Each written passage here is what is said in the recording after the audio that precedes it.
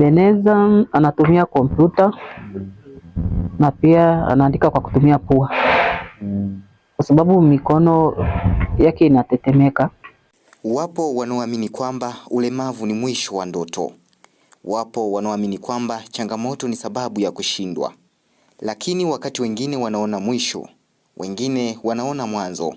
Wakati wengine wanaona mipaka, wengine huona fursa ya kuandika historia mpya katika maisha yao ya kila siku.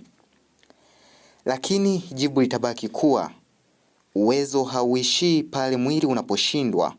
Mara nyingi uwezo huanza pale ambapo imani inashinda hofu.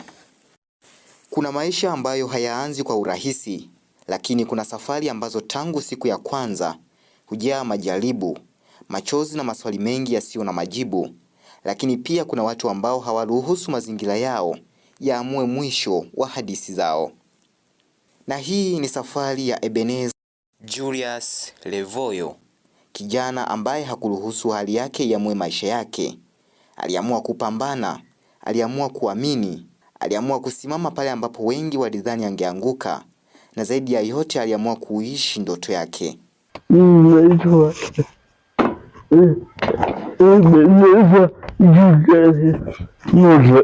Ndio. Kijana au mtoto wa mwisho katika familia. Watoto watano, baba babu Askofu Julius Levoyo. Nimezaliwa mwaka 1999. Ndio.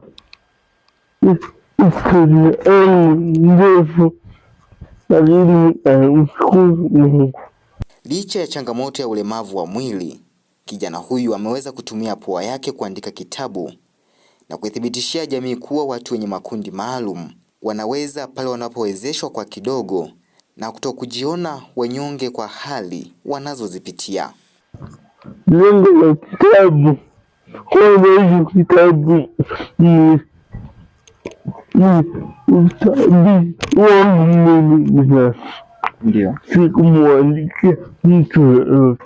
Ndio. Lengo la kitabu hicho ni kujitabiria mwenyewe. Ndio. Nilikuwa najitabiria